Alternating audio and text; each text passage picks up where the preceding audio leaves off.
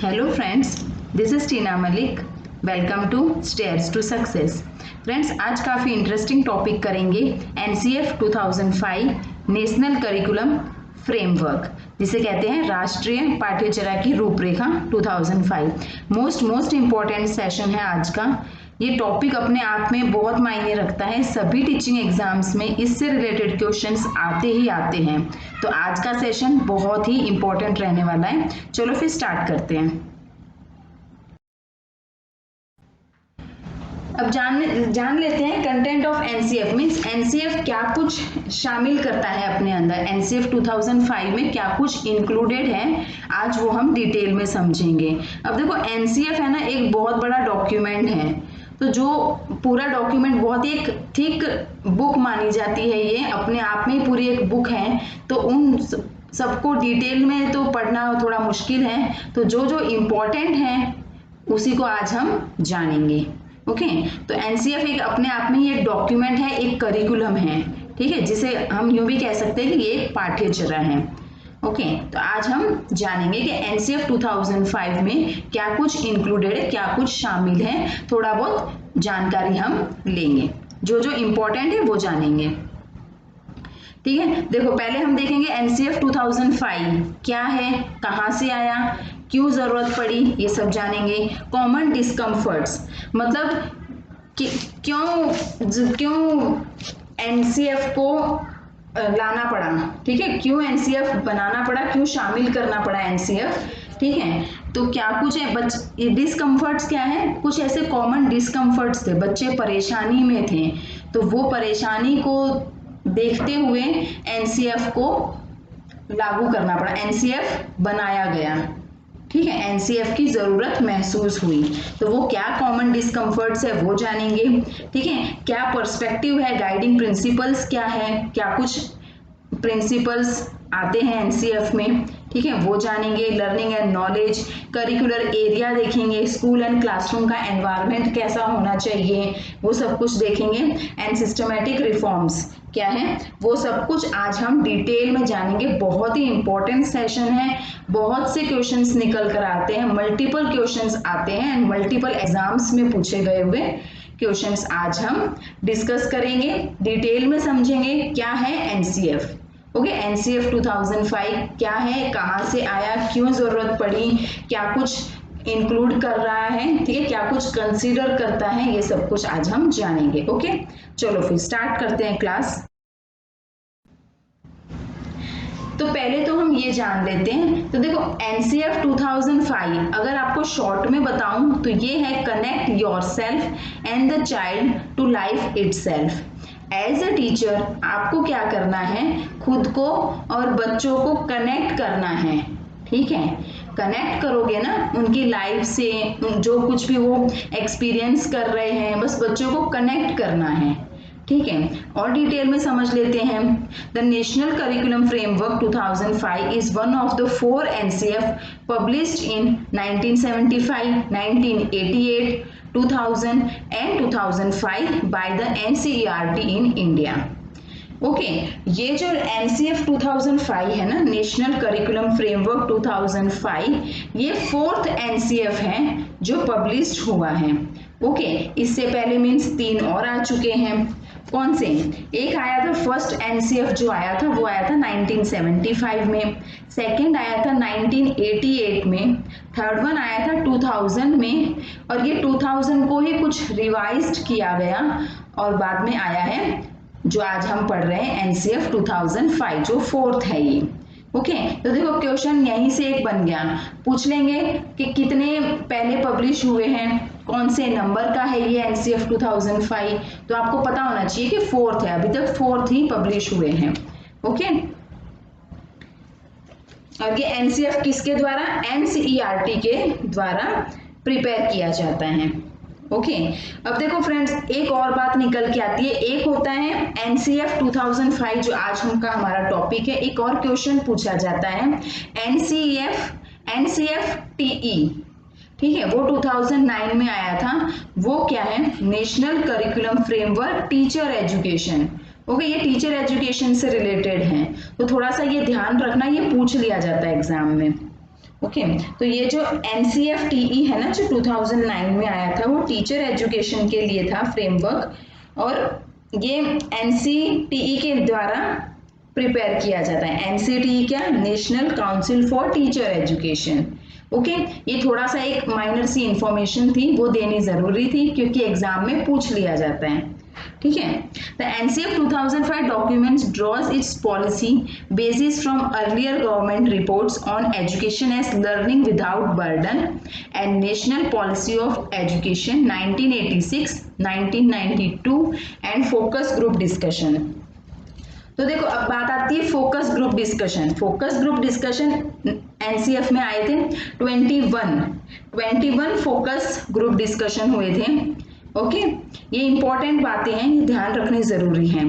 और जो ये NCF 2005 एक डॉक्यूमेंट है ना, इसमें क्या शामिल किया गया है, ये किस पे ज्यादा फोकस देता है? लर्निंग विदाउट बर्डन पे। एंड NPE जो आया था, नेशनल पॉलिसी ऑफ एजुकेशन, ठीक है, 1986 से 1992 के बीच जो हुआ था NPE, इस पे एंड लर्निंग विदाउट बर्डन पे ज्यादा फोकस करता है। ओके यहां तक की बात क्लियर है? The approach and recommendation of NCF 2005 are for the entire educational system। ठीक है, ये जो NCF 2005 आया था ना, ये पूरा एजुकेशनल सिस्टम को क्या करता है? रिकमेंड करता है। ठीक है, पूरा NCF जो है ये पूरा का पूरा एजुकेशनल सिस्टम को समाहित कर लेता है। ठीक है, सब कुछ इन्वॉल्व है। और मेन फोकस क्या देते हैं ये इस पे? बच्चे को बाहर की लाइफ से या रियल लाइफ से कनेक्ट कर पाए। ठीक है, इनका मेन फोकस इसी पे होता है। एक तो लर्निंग विदाउट बर्डन पे होता है। ठीक है, ये कुछ इंपॉर्टेंट बातें हैं, इसमें जितना जानोगे ना आप उतना ज्यादा इंपॉर्टेंट हो जाता है ये टॉपिक, क्योंकि एक एक लाइन इतनी इंपॉर्टेंट है इसमें NCF 2005 की, बहुत ही इंपॉर्टेंट, अपने आप में बहुत ही मायने रखता है ये टॉपिक।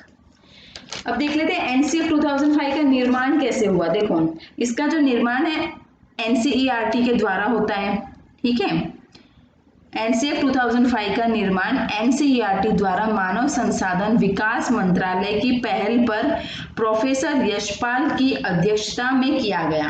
ओके ये क्वेश्चन पूछा जाता है। ठीक है, कौन था इसका अध्यक्ष?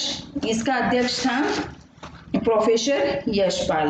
और प्रोफेसर यशपाल जो है ना, वो किस पे ज्यादा फोकस करते हैं, किसको ज्यादा कंसिडर करते हैं? उनका मानना है सबसे ज्यादा फोकस होना चाहिए लर्निंग विदाउट बर्डन पे। ठीक है, मीन्स बच्चों को बोलते हैं ना कि बर्डन नहीं देना है, स्ट्रेस नहीं देना है, burden free and stress free education provide करनी है। ओके लर्निंग विदाउट बर्डन पे फोकस करते हैं।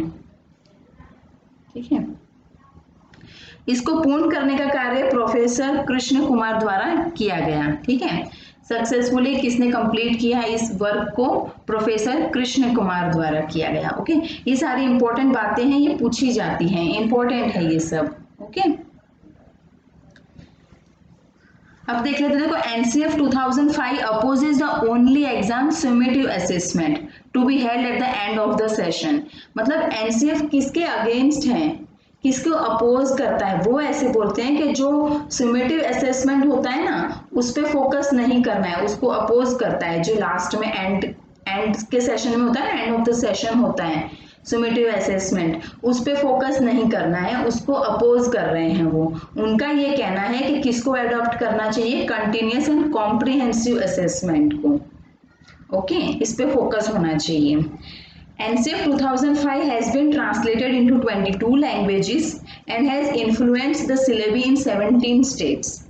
ठीक है, ये जो NCF 2005 है इसको ट्रांसलेट किया गया था 22 भाषा में, 22 लैंग्वेजेस, जिसका प्रभाव पड़ रहा है, जिसके सिलेबस पे प्रभाव पड़ा है कितने स्टेट्स में? 17 स्टेट्स में इसका फर्क देखने को मिल रहा है। Is that clear? यहाँ तक तो सब कुछ क्लियर होगा, इतना कुछ डिफिकल्ट है नहीं, बस जानने का फैक्ट्स बहुत है इसमें और आपको इम्पोर्टेंट बातें भी याद रखनी होगी। Okay, the NCERT gave a grant of ₹10 lakh to each state to promote NCF in the language of the state। मतलब एनसीईआरटी क्या कर रहा है, वो ग्रांट देता है, 10 लाख रुपीस दिए उसने हर एक स्टेट को, ताकि एनसीएफ को प्रमोट करो अपनी भाषा में अपने स्टेट में। Okay, and to compare its current syllabus with the syllabus proposed. Okay, compare करना है करंट सिलेबस को जो आप बनाने जा रहे हो उसके साथ। This exercise is been carried out with the involvement of State Councils for Educational Research and Training SCERT। देखो ये फुल फॉर्म याद कर लेना क्योंकि एग्जाम्स में फुल फॉर्म बहुत पूछे जाते हैं। And district institutes of education and training, जिसको डाइट भी बोलते हैं, DIET। मीन्स ये क्या कहना चाह रहे हैं, ये इसमें सबसे ज्यादा इन्वॉल्वमेंट किसका है, इन्वॉल्वमेंट होता है SCERT एंड DIET। ठीक है, ये अहम भूमिका निभाते हैं इसमें। आई होप कि आपका ये कंसेप्ट क्लियर हो गया यहाँ तक। ठीक है, मतलब मेन बात क्या है, एक तो आपको प्रोफेसर यशपाल का याद रखना है कि सबसे फर्स्ट पर्सन यही थे, अध्यक्ष थे, ठीक है, जिन्होंने इस कंसेप्ट को, जो ये कंसेप्ट लेकर आए हैं। ओके, और जिसने ये पूरा वर्क कंप्लीट किया वो कौन था, प्रोफेसर कृष्ण कुमार थे। ठीक है, एनसीएफ 4th पब्लिश हुआ है, ठीक है, 4th एनसीएफ है ये 2005, इससे पहले 3 और आ चुके हैं। ओके, एंड ये किस पे ज्यादा फोकस करते हैं, किसको ज्यादा कंसीडर कर रहे हैं, लर्निंग विदाउट बर्डन पे, एंड एनपीई की जो पॉलिसी आई थी उस पे। ठीक है, 21 फोकस ग्रुप डिस्कशंस हुए थे। ओके, यहाँ तक का कंसेप्ट क्लियर है। चलो आगे बढ़ते हैं। अब देखो ये टॉपिक ऐसा है ना, इसमें आप जितना जानोगे, क्योंकि ये अपने आप में ही एक बहुत ही थिक डॉक्यूमेंट है, थिक बुक है, ये मोटी किताब बोल सकते हो आप इसको। तो इसमें आप जितना जानोगे उतना कम पड़ जाएगा। बहुत इंफॉर्मेशन है एनसीएफ 2005 के बारे में, बहुत ज्यादा, लेकिन हम इतनी ज्यादा पढ़ नहीं पाएंगे, समझ नहीं पाएंगे, बहुत लंबा सेशन हो जाएगा। जो इम्पोर्टेंट है, जो एग्जाम में पूछा जाता है, जिस क्वेश्चंस के आने की उम्मीद है, ठीक है, चांसेस हैं, वो क्वेश्चंस हम करेंगे, वही टॉपिक हम डिस्कस करेंगे। ओके, चलो अब देख लेते हैं कुछ कॉमन डिस्कम्फर्ट्स, क्यों जरूरत पड़ी, ये जो एनसीएफ की जरूरत महसूस क्यों हुई, ये जानना है। बच्चे परेशानी में थे ना, कुछ उनको परेशानी थी, कुछ फिजिकल डिस्कम्फर्ट्स थे, क्या परेशानी थी वो हम जानेंगे अब। इस वजह से एनसीएफ को लाना पड़ा। ठीक है, एनसीएफ आया, क्या है देख लेते हैं। एक तो long walks to school, school बहुत दूर दूर होते हैं, बच्चे परेशान होते हैं, घर से और स्कूल का रास्ता, वॉकिंग डिस्टेंस बहुत ज्यादा है। हैवी स्कूल बैग्स, जितना वेट बच्चे में नहीं है उससे ज्यादा वेट उसके बैग में होता है। ठीक है, ये सब। Lack of basic infrastructure, basic infrastructure नहीं है, प्रॉपर बिल्डिंग नहीं है, प्रॉपर सपोर्ट बुक्स नहीं है, रीडिंग के लिए, राइटिंग के लिए लाइब्रेरी नहीं है, बहुत कुछ मिसिंग है। तो क्या है, इससे प्रॉपर लर्निंग नहीं हो पा रही है बच्चों की। badly designed furniture that gives children inadequate back support and cramps their legs and knees। Means furniture proper नहीं है, क्लासरूम में बेंच नहीं है, ठीक है, बच्चे प्रॉपरली बैठ नहीं पा रहे हैं, उनके नीज में, लेग्स में दर्द है, बैक सपोर्ट नहीं मिल रहा है उनको, ठीक से परेशान हो रहे हैं ना वो। Time table that do not give young children enough breaks to stretch, move and play. ऐसा टाइम टेबल बना दिया गया है जिसमें बच्चों को खेलने का, बातें करने का, समूह में बैठ के, ग्रुप में बैठ के कुछ बात करना, डिस्कशन करना, इनका टाइम ही नहीं मिल पाता है ना, उनको टाइम ही नहीं मिलता। इतना बोलते हैं ब्रेक का, जो बोलते हैं ना, ब्रेक नहीं मिल रहा है उनको। हर एक लेक्चर के बाद ब्रेक होता है ना, वो लेक्चर उनको प्रॉपर नहीं मिल पाता। अभी ऐसा होना चाहिए कि लेक्चर पीरियड है ना, एनसीएफ तो ऐसे कहता है कि lecture period should be 35 minutes. Ideal time period है ये, आइडियल टाइम पीरियड ड्यूरेशन इतना ही होना चाहिए, 35 मिनट्स, क्योंकि आधे घंटे से ज्यादा अटेंशन बच्चा नहीं दे पाता है ना। 35 मिनट्स इनफ हो जाती है एक लेक्चर के लिए, बच्चे यहाँ तक खुद को अटेंटिव रख पाते हैं, यही इनफ होता है। इससे ज्यादा बच्चे टिक के नहीं बैठ पाते, तो उनको कुछ ब्रेक चाहिए। ठीक है, तो वहां पर क्या होता था कि पहले टाइम टेबल ऐसा होता था कि बच्चों को प्रॉपरली ब्रेक नहीं मिल पाते थे, खेल कूद नहीं पाते थे, वो घूमना, थोड़ा बहुत चलना घूमना, बच्चों के साथ यानी फ्रेंड्स के साथ बातें करना, उनको टाइम ही नहीं मिलता था। and that deprive older children of play supports timetable and encourage girls to opt out means क्या है, ऐसा होता था कि जो बड़े बच्चे होते थे वो खेलते थे, स्पोर्ट्स होता था, स्पोर्ट्स का टाइम होना, और उसमें क्या करते थे, लड़कियों को ऑप्ट आउट कर देते थे, मीन्स साइड कर देते, बाहर निकाल देते कि लड़कियां नहीं खेलेगी, सिर्फ लड़के खेलेंगे, ठीक है। Especially for girls the absence of toilets and sanitary requirements, girls के लिए टॉयलेट्स वगैरह, वॉशरूम्स वगैरह इन सब की सुविधा नहीं होती थी। कोऑपरेल पनिशमेंट्स होती थी, means beating, awkward physical postures, ये सब आ जाता था। पहले के टाइम पे पनिशमेंट्स मिला करती थी, है ना, मारना, पीटना, मुर्गा बना दिया, ये वो, मतलब बहुत से ऐसी पनिशमेंट्स दी जाती थी। तो ये सब क्या है, ये सब एक डिस्कम्फर्ट्स है, फिजिकल डिस्कम्फर्ट्स हैं जो बच्चों को महसूस हो रही थी। उनको जरूरत पड़ी कि नहीं, ये सब कुछ हम परेशान हो रहे हैं इन सभी से, तो क्या हुआ, एनसीएफ 2005 की जरूरत महसूस हुई, एनसीएफ 2005 बनाया गया। Okay, is that clear? I hope कि आपको समझ में आ रहा है, ठीक है। नेक्स्ट आगे देख लेते हैं, पर्सपेक्टिव देख लेते हैं। पर्सपेक्टिव क्या है, क्या पर्सपेक्टिव होना चाहिए? पर्सपेक्टिव है strengthening national system of education, ठीक है, मतलब स्ट्रेंथन करना है, जो नेशनल सिस्टम है ना एजुकेशन का, उसको स्ट्रॉन्ग बनाना है, स्ट्रेंथन करना है। रिड्यूसिंग करिकुलम लोड, जो करिकुलम है, जो इनका सिलेबस होता है, जो बहुत ओवरलोडेड हो जाता है, उसको क्या करना है, उसको लोड से बचाना है, रिड्यूस करना है उसका लोड। ओके, करिकुलम एज पर कॉन्स्टिट्यूशनल वैल्यूज, जो कॉन्स्टिट्यूशनल वैल्यूज है, मॉरल वैल्यूज है, ठीक है, ये सब कुछ क्या है, ये करिकुलम उसके बेसिस पे होना चाहिए, कॉन्स्टिट्यूशनल वैल्यूज के ऊपर फोकस करें। क्वालिटी एजुकेशन फॉर ऑल, जो भी एजुकेशन प्रोवाइड की जा रही है सभी को, वो क्वालिटी की होनी चाहिए। क्वांटिटी मैटर नहीं करती है इसमें, क्वालिटी ज्यादा मैटर करती है। ओके, अब जेपी नायक हैं, उन्होंने कुछ डिस्क्राइब किया। उनका ये कहना है कि JP Naik has described the exclusive triangle for Indian education. ये क्वेश्चन पूछ लिया जाता है कि जो ट्रायंगल फॉर्म है जो इंडियन एजुकेशन का, वो किसने दिया? तो जेपी नायक। उनका क्या कहना है, एजुकेशन कैसी होनी चाहिए?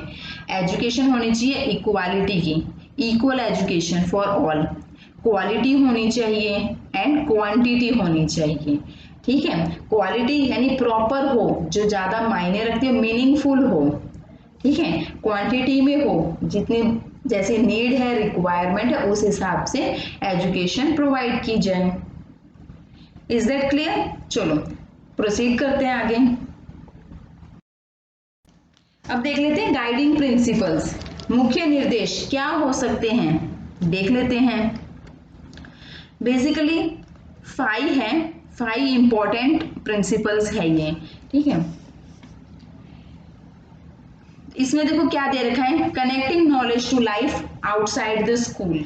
ये मैंने स्टार्टिंग में भी बोला था कि टीचर का क्या रोल है, टीचर को खुद को बच्चों के साथ कनेक्ट करना है, बच्चों के जो एक्सपीरियंसेस है, उसके जो लाइफ है ना आउटसाइड द स्कूल, स्कूल के बाहर की जो दुनिया है उसके साथ कनेक्ट करके चलना है, ठीक है। नॉलेज को बाहर की दुनिया से जोड़ना है, रियल लाइफ से कनेक्ट करें, एग्जाम्पल्स दें, प्रोजेक्ट्स दें, एक्टिविटीज करवाएं। इन बहुत से तरीके हैं बच्चों को बाहर की दुनिया से, बाहर के एनवायरनमेंट से कनेक्ट कर सकते हैं। Okay, is that clear? चलो आगे देख लेते हैं। Ensuring that learning is shifted away from rote methods. जो रोट लर्निंग है ना, रटने वाली विधि जो बोलते हैं, उसको तो बिल्कुल भी फॉलो नहीं करना है। क्या करेंगे, उसको शिफ्ट करना है, मतलब उसको हटाना है, उसको रोट लर्निंग को साइड में करके क्या बोलते हैं, जो मीनिंगफुल लर्निंग है ना उससे कनेक्ट करना है बच्चों को। मीन्स उनको जो ज्ञान, जो लर्निंग कराओ, जो अध्ययन कराओ ना, वो अर्थपूर्ण होना चाहिए, मीनिंगफुल होना चाहिए, लाइफ से कनेक्ट करो, ठीक है। कनेक्टेड टू लाइफ इटसेल्फ, उनकी जो लाइफ है उससे उनको कनेक्ट करो, बाहर की दुनिया से, एक्सपीरियंसेस से, एक्टिविटीज से। ओके, लर्निंग मीनिंगफुल होनी चाहिए। Next one is enriching the curriculum to provide for overall development of children rather than remain text book centric. मतलब सिर्फ किताबी कीड़ा नहीं बनाना है बच्चे को। एनसीएफ ऐसे बोलता है कि सिर्फ बच्चे को किताबी कीड़ा नहीं बनाना है, उसका करिकुलम ऐसा हो, ऐसे करिकुलम को प्रमोट करो जो उसका होलिस्टिक डेवलपमेंट कर सके, मीन्स उसका सर्वांगीण विकास हो, फिजिकल, इमोशनल, कॉग्निटिव, सोशल, ये सभी साथ में होने चाहिए, इन सभी का डेवलपमेंट हो। ओके, चलो next one, making examination more flexible and integrated into classroom life. Means क्या कह रहे हैं ये कि जो एग्जामिनेशन होता है ना उसको फ्लेक्सिबल बनाना है, लचीला बनाना है, रिजिड नहीं होना चाहिए, ठीक है, लचीला बनाना है। सीसीई की वकालत करता है इसमें, ठीक है। एनसीएफ जो है वो सीसीई, हमने स्टार्टिंग में भी देखा था, कंटिन्यूअस एंड कॉम्प्रिहेंसिव असेसमेंट बोल दो या इवेल्युएशन बोल दो, सीसीई को कंसीडर करता है एनसीएफ, इसकी वकालत करता है, इसको इंपॉर्टेंस देता है कि सीसीई को फॉलो करें। Is that clear? Integrated classroom हो, ठीक है। Now next one is nurturing and overriding identity, informing by caring concern within the democratic polity of the country। Means इसमें नेशनल वैल्यूज है उसको डेवलप करना है, ठीक है। ऐसा करिकुलम बनाओ, एनसीएफ ऐसे कहता है, ऐसे करिकुलम बनाओ जिसमें बच्चों की केयर भी हो रही है, उनको डेमोक्रेटिक वैल्यूज भी सिखाई जा रही है, उनकी डेमोक्रेटिक वैल्यूज भी डेवलप हो रही है, नेशनल वैल्यूज भी डेवलप हो रही है उनमें। ओके, करिकुलम ऐसा होना चाहिए। Is that clear? चलो, काफी इंपॉर्टेंट सेशन है। अगर आज का सेशन पसंद आ रहा है तो प्लीज लाइक एंड शेयर कीजिए, अपने फ्रेंड्स को बताइए, मोस्ट इंपॉर्टेंट टॉपिक है आज का। चलो आगे देखते हैं। अब देख लेते हैं लर्निंग एंड नॉलेज। क्या है learning and knowledge? Learning means अधिगम, नॉलेज मीन्स ज्ञान। मतलब लर्निंग एंड नॉलेज ऐसा हो जिसमें एक तो होलिस्टिक डेवलपमेंट, होलिस्टिक अप्रोच रख करके एक सब्जेक्ट को दूसरे सब्जेक्ट से कनेक्ट कर पाए। टीचर का ऐसा होना चाहिए ना रोल कि टीचर क्या करे, बच्चों में क्या करना है, होलिस्टिक डेवलपमेंट करना है, मीन्स उनकी फिजिकल, कम्युनिटिव, इमोशनल, मॉरल, सोशल, ठीक है, सब सारे डेवलपमेंट अच्छे से होनी चाहिए, होलिस्टिक अप्रोच को फॉलो करें, ठीक है। टीचर कोई सब्जेक्ट पढ़ा रहा है ना तो एक सब्जेक्ट को दूसरे सब्जेक्ट्स के साथ जोड़ करके चले।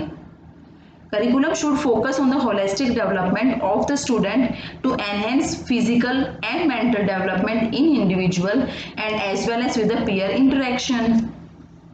अगर peers में interaction होगा तो इनमें physical, mental सभी development अच्छे से हो पाएगी। करिकुलम ऐसा होना चाहिए कि होलिस्टिक डेवलपमेंट हो सके, होलिस्टिक अप्रोच को कंसीडर करना है। ओके, ऐसे ही इंटीग्रेटेड अप्रोच भी होता है। इसमें क्या है, सब्जेक्ट को लिंक करना है, एक सब्जेक्ट को दूसरे सब्जेक्ट के साथ इंटीग्रेट करना है, मीन्स एकत्रित करके चलना है, साथ लेके चलना है। जैसे कि अगर टीचर मैथ्स पढ़ा रहा है तो कुछ कंसेप्ट ऐसे होंगे जो फिजिक्स में उसके साथ कोरिलेट करेंगे, है ना। कंस्ट्रक्टिव लर्निंग होनी चाहिए, has to be part of the curriculum. अब देखो जो एनसीएफ है ना, ये किस पे बेस्ड है, कंस्ट्रक्टिविज्म पे, मीन्स रचनावाद पे, ठीक है। इसमें ऐसे कहते हैं कि बच्चा करके सीखेगा, लर्निंग बाय डूइंग होगा, project method, critical thinking, problem solving, इन सब पे फोकस डालता है, इन सबको कंसीडर करता है।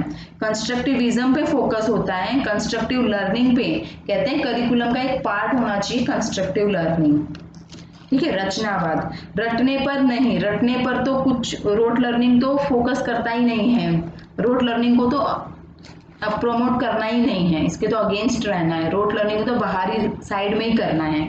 ओके, जहां बच्चा एक्टिव है वही कंसीडर किया जाएगा। एंड जो कंस्ट्रक्टिविज्म होता है ना वो एक कॉग्निटिविज्म से ही कनेक्टेड है, ठीक है, साथ चलते हैं ये दोनों। और कंस्ट्रक्टिविज्म, रचनावाद क्या कहता है, रचनावाद ऐसे कहता है कि टीचर एज अ फैसिलिटेटर, सुविधादाता होता है टीचर, स्टेज सेटर होता है, अपॉर्चुनिटी दे, जितनी ज्यादा अपॉर्चुनिटी दोगे बच्चों को उतना ही ज्यादा बच्चा ब्लॉसम करेगा, मीन्स ग्रो होगा, ठीक है। Is that clear? अब एक और लास्ट पॉइंट है, इसमें देख लेते हैं, don't misunderstand information as knowledge. ठीक है, ऐसे कह रहे हैं कि इंफॉर्मेशन को आपको गलत नहीं समझना, मतलब इंफॉर्मेशन को डोंट मिसअंडरस्टैंड इट, के इंफॉर्मेशन को नॉलेज मान लो, मतलब नॉलेज एंड इंफॉर्मेशन दोनों एक सेपरेट चीज हैं, ठीक है, दोनों ही एक सेपरेट कंसेप्ट है, सेपरेट बातें हैं, knowledge and information. I hope कि यहां तक आपको समझ में आ गया होगा। आगे बढ़ते हैं। देखो आज इतना इंटरेस्टिंग टॉपिक लेकर आई हूँ मैं आपके लिए, बहुत एक एक लाइन इतनी इंपॉर्टेंट है, बहुत मेहनत की है इस वाले सेशन में मैंने, ठीक है। चलो आगे देख लेते हैं। अब देख लेते हैं करिकुलर एरिया कैसा होना चाहिए। करिकुलर एरिया, करिकुलर एरिया में ऐसे बोलते हैं सब्जेक्ट्स होने चाहिए, ठीक है। अब एनसीएफ बोलता है, एनसीएफ फोकस करता है 9 सब्जेक्ट्स के बारे में बात करता है, ठीक है। एनसीएफ 9 सब्जेक्ट्स के बारे में बात करता है। वो कौन से हैं? Language, mathematics, computer science, social science, art education, health and physical education, study of peace, work and education, ठीक है। इन सबको क्या करता है? कंसीडर करता है। अब जान लेते हैं आगे क्या आता है। और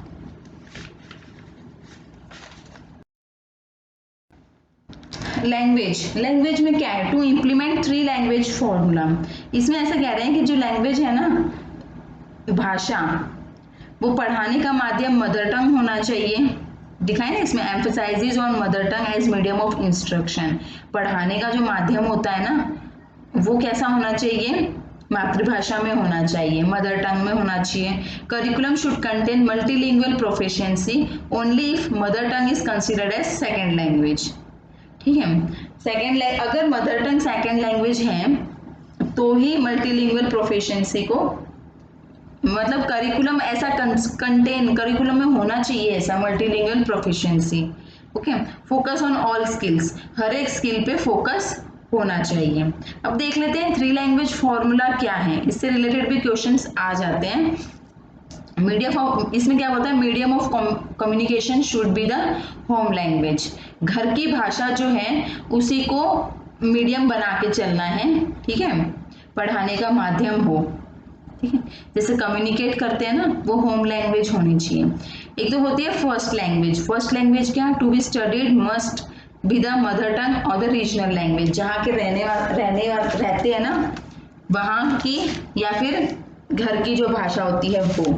सेकेंड लैंग्वेज एक तो होता है हिंदी, अगर हिंदी स्पीकिंग स्टेट है तो second language will be some other modern Indian language, okay.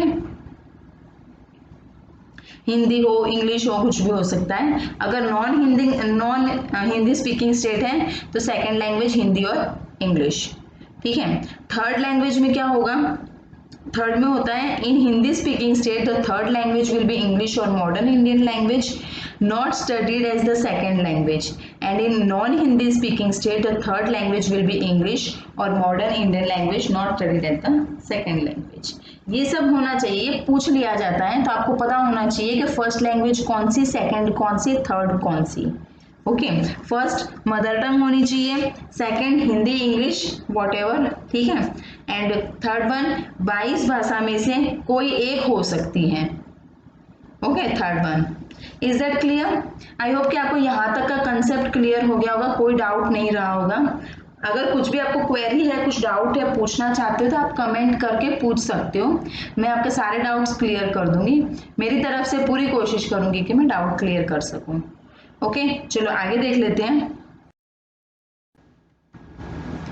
अभी सब्जेक्ट्स देख लेते हैं। सब्जेक्ट्स में क्या है? आर्ट एजुकेशन में क्या कवर अप होना चाहिए? Music, dance, visual arts, theatres, जो कुछ भी है ये interactive approaches, not instruction, aesthetic awareness and enable children to express themselves in different forms. मतलब ये बच्चे इसमें एक्सप्रेस कर सकें ऐसा होना चाहिए। जैसे जो music, dance, visual arts, theatres, इसमें क्या बच्चा खुल के एक्सप्रेस कर पाता है खुद को, है ना, आर्ट एजुकेशन में। हेल्थ एंड फिजिकल एजुकेशन कैसा होना चाहिए? Health depends upon nutrition and planned physical activities, ठीक है। हेल्थ पे, अगर हेल्थ है ना, तो हेल्थ पे क्या होगा? न्यूट्रिशन वगैरह और जो फिजिकल एक्टिविटीज है उस पे फोकस रहेगा। एजुकेशन फॉर पीस पे क्या होगा? वायलेंस एंड इंटॉलरेंस, ठीक है, जो है ना as a precondition to snub growing violence and intolerance पे, मतलब इनको किस तरह से यानी एजुकेशन फॉर पीस में समझाया जाता है। ठीक है, वर्क एजुकेशन कैसा होना चाहिए, necessary skills should be promoted as a part of pedagogy. Pedagogy का एक पार्ट समझ के जो जरूरतें हैं वो स्किल्स प्रमोट की जाती है। अब सोशल साइंस सब्जेक्ट जो है उसमें क्या आता है, उसमें आता है डिसिप्लिनरी पर्सपेक्टिव होने चाहिए। ठीक है, integrated approach in the treatment of significant themes, enabling pedagogy practice for promoting thinking process, decision making, critical reflection, इन सभी को क्या करता है, ये फोकस करता है, प्रमोट करता है इन सबको। मैथमेटिक्स में क्या है, क्या किस पे फोकस होना चाहिए, child's resources to think and reason, to visualise abstractions and to solve problems. ठीक है, प्रॉब्लम सॉल्विंग मेथड स्किल इसमें डेवलप हो जाती है। ठीक है, थिंकिंग एंड रीजनिंग आ जाती है, लॉजिक लगाना आ जाता है, ये सब कुछ इसमें सीखा जा सकता है। Science, teaching of science to focus on methods and processes that will nurture thinking process, curiosity and creativity। Science में क्या है, एक्सपेरिमेंट्स करेगा ना बच्चा तो काफी कुछ सीखेगा, उसका थिंकिंग प्रोसेस नर्चर होगा, अच्छे से फ्लरिश होगा, क्यूरियोसिटी आएगी, उसमें कुछ क्रिएटिव करेगा। Okay, is that clear? देखो आज का सेशन पसंद आ रहा है ना तो प्लीज लाइक शेयर कर दीजिए। ठीक है, अपने फ्रेंड्स के साथ मैक्सिमम शेयर कीजिए जो भी टीचिंग एग्जाम्स की प्रिपरेशन कर रहे हैं। मोस्ट इंपॉर्टेंट टॉपिक है, मोस्ट इंपॉर्टेंट। आप चाहे कोई भी टीचिंग एग्जाम की तैयारी कर रहे हो, सीटेट, रीट, एचटेट, यूपीटेट और अदर कोई भी टीचिंग टेट हो, उसमें एनसीएफ 2005 से रिलेटेड क्वेश्चंस आते ही आते हैं। ओके, मोस्ट इंपॉर्टेंट टॉपिक है। चलो नेक्स्ट आगे देखते। अब देख लेते हैं school and classroom environment. School and classroom environment कैसा होना चाहिए, colourful, friendly, peaceful, lots of open space offering होना चाहिए, animal, plants, flowers, trees, toys, यानी काफी कुछ मतलब ओपन एंडेड होना चाहिए, बच्चे अच्छे से फ्लरिश हो सके, अच्छे से अपना बोलते हैं ना एक्सपीरियंस कर सके, खुद को एक्सप्रेस कर सके होना चाहिए। और क्लासरूम का साइज जो होता है ना वो नॉट हायर देन 1:30, एक टीचर पे 30 स्टूडेंट्स, इससे ज्यादा नहीं होना चाहिए। डेमोक्रेटिक क्लासरूम प्रैक्टिस होनी चाहिए। ठीक है, यानी कि डिफरेंट बच्चे आ रहे हैं ना, तो क्या है उसको कंसीडर करके क्लासरूम प्रैक्टिस बिल्कुल डेमोक्रेटिक होनी चाहिए। Participation of community members, participation of all learners in class work, policy of inclusion to be followed. ठीक है, मतलब ये इंक्लूसिव एजुकेशन को भी कंसीडर करता है ये। ठीक है, अब ये जैसे बोलते हैं ना एनसीएफ बहुत ज्यादा प्रमोट किसको करता है, वो करता है मल्टीलिंगुअलिज्म, मतलब बहुभाषिकता को। ठीक है, एक रिसोर्स की तरह मानेंगे किसको, मल्टीलिंगुअलिज्म को, बहुभाषिकता को एक रिसोर्स की तरह मानना है। रिसोर्स है संसाधन की तरह, एक टूल के रूप में यूज करेंगे लैंग्वेज को। ओके, टेक्स्ट बुक कैसी होनी चाहिए, carefully written and designed, professionally edited and tested, offering not merely factual information but interactive space for children। मतलब अच्छे से लिखी हुई हो, अच्छे से डिजाइंड हो, प्रोफेशनली एडिट और टेस्टेड हो, मतलब चेक करी हुई हो अच्छे से। ठीक है, इंफॉर्मेशन हो, इंटरैक्टिव स्पेस हो बच्चों के, यानी एक दूसरे से बातें भी कर सके, कम्युनिकेट कर सके, बता सके एक दूसरे को। Writer focus on elaboration of concept, activities, space for wondering about problems, exercise encouraging thinking in small group work, group में काम कर सके बच्चे किसी टॉपिक से रिलेटेड। ठीक है, कंसेप्ट को एलोबरेट करके दिया हुआ होना चाहिए, कंसेप्ट बिल्कुल क्लियर होना चाहिए। ठीक है, ये सब कुछ इसमें कंसीडर होना चाहिए। Thinking for multiple text books, मतलब उनके यू है कि उनकी सोच ऐसी हो कि हमारे पास बहुत सी टेक्स्ट बुक हैं।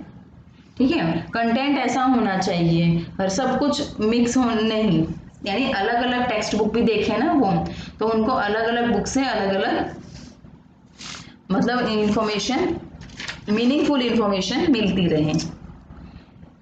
ओके, चलो आगे देख ले। देखो इस पे ज्यादा फोकस दिया गया है, the new thrust in elementary education. Elementary education किसको ज्यादा फोकस करता है, emphasises on universal access and enrolment, universal retention of children up to 14 years of age, a substantial improvement in the quality of education to enable all children to achieve essential levels of learning। मतलब एक तो वो बोल रहा है कि universal assess और enrolment होना चाहिए, ठीक है, ज्यादा से ज्यादा बच्चे एनरोल कर सके, और जो 14 ईयर्स के up to the age of 14 years है उनको क्या है फ्री एजुकेशन प्रोवाइड की जाए, अ सब्सटेंशियल इम्प्रूवमेंट होनी चाहिए, क्वालिटी ऑफ एजुकेशन होना चाहिए, ओके, ताकि जो एसेंशियल लेवल ऑफ लर्निंग को अचीव कर सकें। Is that clear? I think यहां तक का कंसेप्ट क्लियर होगा। आगे देख लेते हैं। अब कुछ है सिस्टमैटिक रिफॉर्म्स। क्या होने चाहिए systematic reforms? Evolving common school system, ठीक है, कॉमन स्कूल सिस्टम हो, teaching as professional activity, reflective practice हो, टीआर मतलब teacher should get minimum infrastructure facility for better teaching, ठीक है, बेटर टीचिंग हो सके ताकि मिनिमम मतलब जो टीचर को मिनिमम इंफ्रास्ट्रक्चर फैसिलिटी दी जा रही है ताकि बेटर टीचिंग हो। Locally planned flexible school calendar and time table, ठीक है, टाइम टेबल और जो फ्लेक्सिबल होना चाहिए, स्कूल कैलेंडर्स प्लान्ड हो, फ्लेक्सिबल हो, ओके। एग्जाम रिफॉर्म कैसे होने चाहिए? Shift from content based testing to problem solving and competency based assessment. Means जो कंटेंट बेस्ड टेस्टिंग होती थी ना उसको साइड करके प्रॉब्लम सॉल्विंग और कॉम्पिटेंसी पे ज्यादा फोकस होना चाहिए। ओपन एंडेड क्वेश्चंस पूछे जाने चाहिए, बच्चों से मल्टीपल क्वेश्चन पूछो जिसके मल्टीपल आंसर्स दे सके बच्चे, ठीक है, डाइवर्जेंट थिंकिंग उनके डेवलप हो। एग्जाम ऑफ शॉर्टर ड्यूरेशन, जो एग्जाम का टाइम होता है वो शॉर्ट ड्यूरेशन का हो, फ्लेक्सिबल टाइम लिमिट हो, guidance and counselling be made part of school. एक स्कूल का एक छोटा सा पार्ट मानना चाहिए गाइडेंस एंड काउंसलिंग को, ओके। ये थी आज की कहानी। अब अगर हम देखो शॉर्ट में अगर रिवाइज करना चाहें तो हम इसको रिवाइज कर सकते हैं, ठीक है, कि किस पे एनसीएफ 2005 किस पे फोकस कर रहा है, मैंने आपको बताया था कंस्ट्रक्टिव थॉट्स पे, कंस्ट्रक्टिविज्म अप्रोच पे, ठीक है, रोट लर्निंग को डिस्करेज करना है, ठीक है, किसके कौन लेकर आया था ये पॉलिसी, एनसीएफ कौन लेके आया था, यशपाल कमेटी, ठीक है, प्रोफेसर यशपाल, जिसका जो ज्यादा फोकस किस पे डालते हैं, लर्निंग विदाउट बर्डन पे, ठीक है। और क्या कह रहा है एनसीएफ कह रहा है content should be linked to life outside the world, outside the school से बाहर की दुनिया से कनेक्ट करना है, ठीक है, और टीचर का रोल कैसा होना चाहिए, सुविधादाता का होना चाहिए, फैसिलिटेटर का होना चाहिए। To integrate examinations with classroom learning and to make examination flexible and not rigid.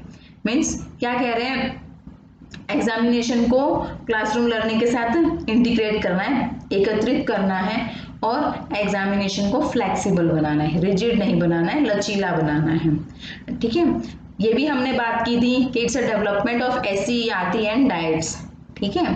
Pre service है training for teacher training for special needs. NCF 2005 has been translated, मैंने कहा था 22 भाषाओं में इसको ट्रांसलेट किया गया था, जिसमें से 17 स्टेट ने इसको क्या किया है, कंसीडर भी किया हुआ है, इन्फ्लुएंस हुआ है 17 स्टेट में तो इसका, ओके। एंड ये जो 22 भाषा में है इसमें ये 8th शेड्यूल में इसको दिखाया गया है, बताया गया है एनसीएफ 2005 को, ठीक है। एनसीईआरटी ने कितने 10,000 रुपीज 10 लाख रुपीज का ग्रांट दिया हुआ है हर एक स्टेट को, ताकि वो एनसीएफ को प्रमोट कर सके अपने स्टेट में अपनी भाषा में। Is that clear? NCF 2005 documents draws its policy basis from earlier government reports on education as learning without burden. Means ये जो रिवीजन के पॉइंट्स है ये लास्ट कंक्लूजन निकल के आ रहा है, अगर आप शॉर्ट में याद करना चाहो तो आप ये कर सकते हो, ओके। देखो आई होप कि आपको आज का सेशन पसंद आया होगा। मैंने मेरी तरफ से पूरी कोशिश की है ईच एंड एवरी कंसेप्ट को डिटेल में समझाने की, ठीक है, मेरे को तो नहीं लगता कि कोई डाउट रहा होगा, फिर भी अगर आपका कोई डाउट है, कुछ आप पूछना चाहते हैं तो आप कमेंट करके पूछ सकते हैं। आज का सेशन कैसा लगा? अगर पसंद आया तो प्लीज लाइक कीजिए, फ्रेंड्स के साथ शेयर कीजिए, मैक्सिमम शेयर कीजिए अपने फ्रेंड्स के साथ। एंड अगर इस चैनल पे फर्स्ट टाइम आए हैं तो सब्सक्राइब कर लीजिए, बेल आइकन प्रेस कर लीजिए ताकि आने वाले वीडियोस के नोटिफिकेशन आप तक टाइम से पहुंचते रहे। थैंक्स फॉर वॉचिंग, मिलते हैं नेक्स्ट वीडियो में, बाय।